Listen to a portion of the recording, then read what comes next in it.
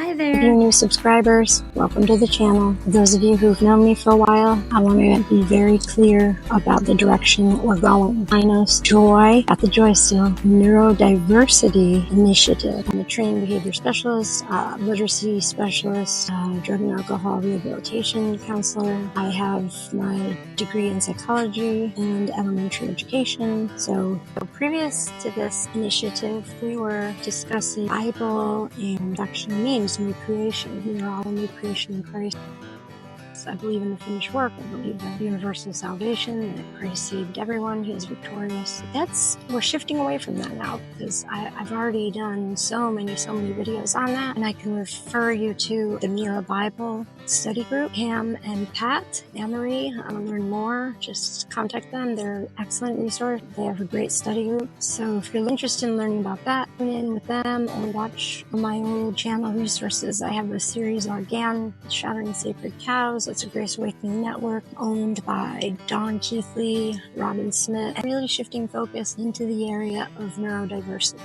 There's a growing need for more community awareness, and that these conditions are natural variations of the human brain rather than defects, or as some of the Christian population would say, to be healed. No, this perspective that we're talking about in Kainos JOY Initiative is a perspective that emphasizes that neurodivergent individuals have unique strengths and abilities that can be valuable in various settings, from schools to workplaces. So let's talk about education, inclusive classrooms. Educators are already moving towards more inclusive teaching methods that accommodate different learning styles. This includes multisensory approaches, flexible seating, personal learning plans, IEPs, individual education plans.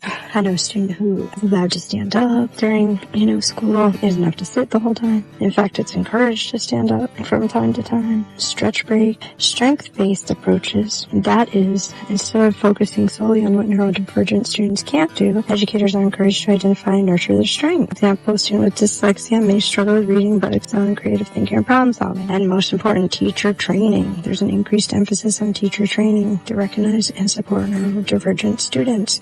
This training helps teachers understand diverse needs and implement effective strategies that help all students succeed. So when they say teacher training, it's not always teachers, it's often the paraeducators. So at least in our area in Connecticut, we're advocating that schools also mandate that teachers get trained in this area, not just paraeducators, or basically one-on-one teachers or teacher assistants. We work in small groups. Moving on. The issue I'm noticing is that, I'm a paraeducator, I'm a certified teacher, but, we're getting trained for CPI and all these hands-on, restraints and things like that. But the teachers are not getting trained with that. We're becoming like behavior specialists, experts in the, so we need to encourage our schools to give teachers training on recognizing neurodivergent brains and how to nurture their strengths, right? So for example, a student with dyslexia may struggle with reading but excel in creative thinking and problem solving. So how can we integrate that into his daily life with his effort to read? I'm going to go into each of these topics in other videos, but now I'm just giving you an outline. 2. Workplace includes diverse hiring practices. Companies are beginning to realize that the benefits of neurodiverse workforce are necessary. Organizations like Microsoft, SAP have developed programs specifically to recruit, hire, and support neurodivergent employees, especially in roles that require high attention to detail, pattern recognition, and problem solving. Because see, this is where we excel, especially if we're in our hyper-focus mode and we have one specific task that we're very interested in, we're very driven, we can do a lot in a short amount of supportive environments, accommodations like flexible work hours. Yeah, like, man, if I show up a minute late, don't, ring me out for it. I agree, that's wrong for me. In Europe, they don't do that. This is more of an American thing. We're, in America, they're very focused on the neurotypical mind and not the neurodivergent, so that's why we're advocating for it. Alright, so they need flexible work hours, quiet spaces, and clear communication between supervisors and staff. Implemented support for these employees. Changes can improve productivity, job satisfaction for everyone, not just the neurodivergents. Leadership and advocacy. More neurodivergent whether individuals should be taking on leadership roles and advocating for change within the organizations, helping to shape policies and practices that benefit the entire workforce. Number 3, societal perspectives, public awareness. There's a growing effort to change public perceptions about neurodiversity. Campaigns, social media movements aim to educate people about the diversity of human brains and challenge stereotypes and misconceptions. There's so much stigma surrounded about, ADHD isn't a real thing. It is. You can actually get a brain scan to find out. Media representation of neurodivergent individuals in media. Improving with more characters and public figures sharing their experiences. One of the popular ones is Percy Jackson, the popular series about Greek mythology. It's similar to the Harry Potter series as far as he has ADHD and dyslexia, and it turns out he's really a superhero.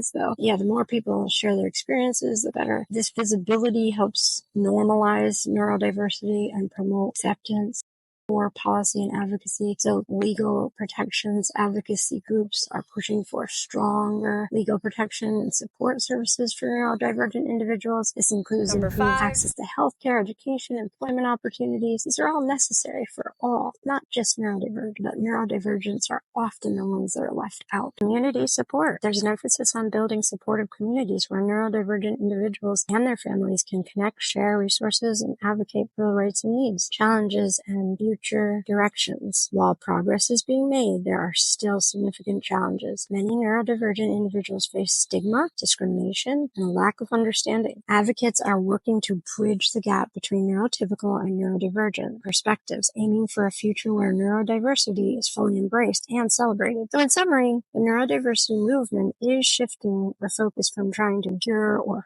fix neurodivergent individuals to recognizing and leveraging their unique strengths. This paradigm shift is creating more inclusive and supportive environments in schools, workplaces, and society as a whole. The ongoing challenge is to continue breaking down barriers and building a world where everyone can thrive. And another thing, the concept of neurodiversity and woke movement are often misunderstood as being related, but they have nothing to do with each other. They stem from different origins and focus on distinct issues. Neurodiversity is a term that emerged from autism rights movement in the late 1990s. So the work of autistic individuals and their advocates. The core idea of neurodiversity is that neurological differences such as autism, ADHD, dyslexia are normal variations of the human brain, right? We talked about this, not disorders. Emphasizing the need to recognize and respect these differences, create environments where neurodivergent individuals can thrive. The term woke has its origins in African American vernacular and initially referred to being aware of social injustices, particularly racism and equality. Over time, the term has been more adopted to broadly signify awareness and activism around social justice issues, including gender equality, LGBTQ rights, and